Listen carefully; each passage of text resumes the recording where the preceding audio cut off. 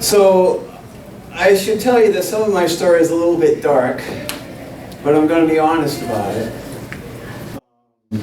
I'm going to talk about emotional and health issues I've had to contend with.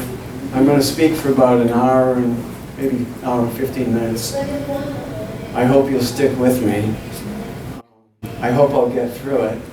And ultimately, this is an uplifting tale of survival and of triumph.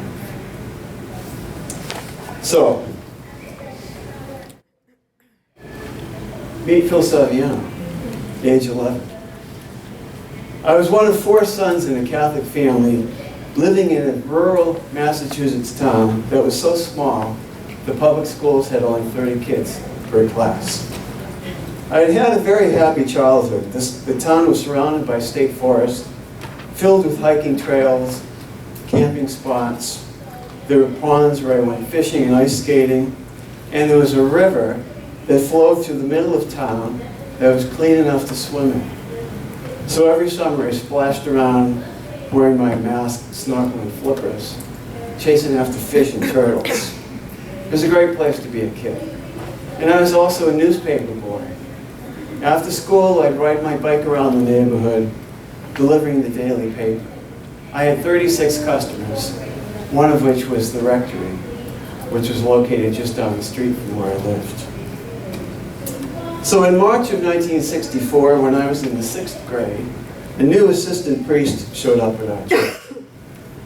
In Catholicism, when the diocesan bishop assigns a priest to a new assignment, the parishioners have no say in who he is or where he comes from. And in that era, if not still today, parishioners gave immediate respectability to that priest. They allowed him close contact with kids, especially the altar boys, with no questions asked.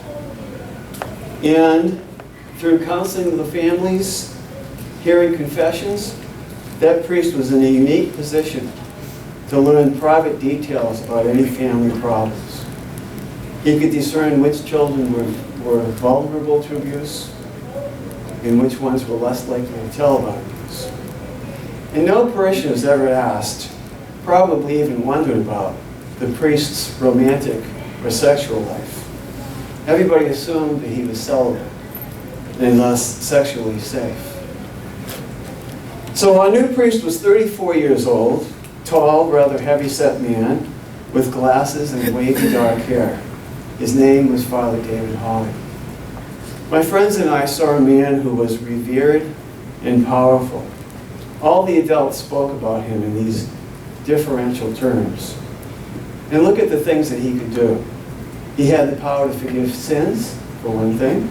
We also believed that he could perform that miracle during Mass when the priest changed the wine into the blood of Christ. He was also the central person at the most important family events. He performed the baptisms, the weddings, the funerals. To us kids, he was second to God. Yet this guy, from the very first day we met him at the Saturday morning religious education classes, we sensed this guy was different.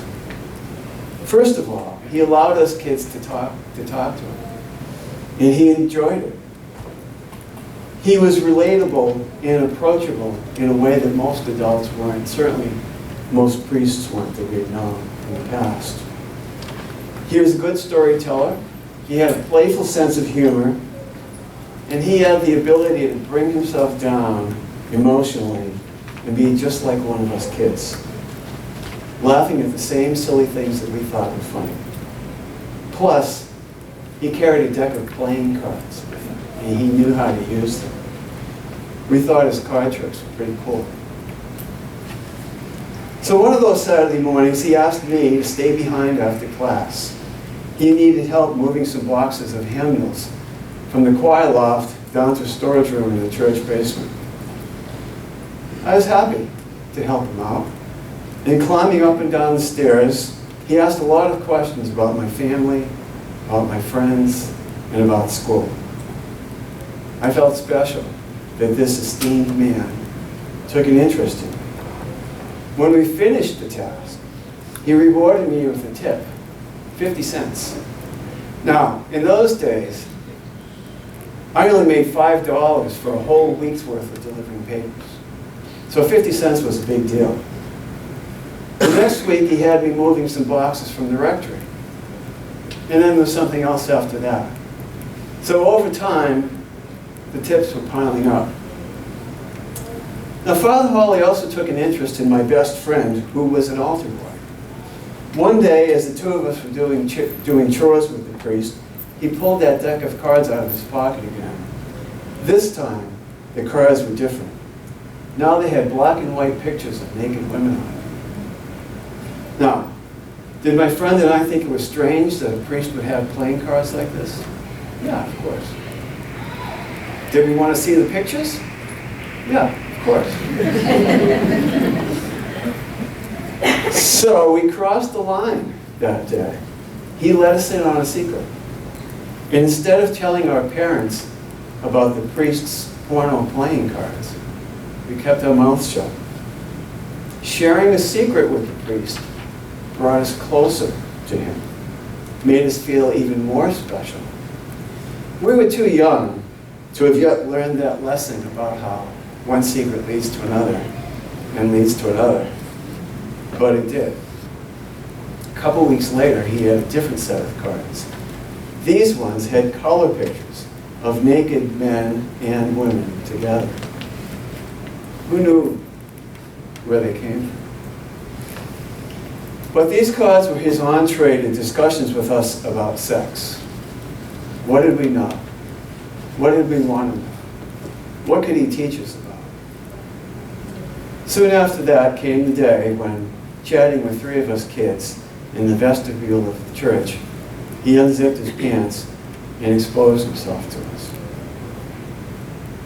The way that Father Hawley operated was to draw us in very slowly. At first, we had no idea where we were heading. But looking back as an adult, I see that every week, each encounter, we took another step towards trouble.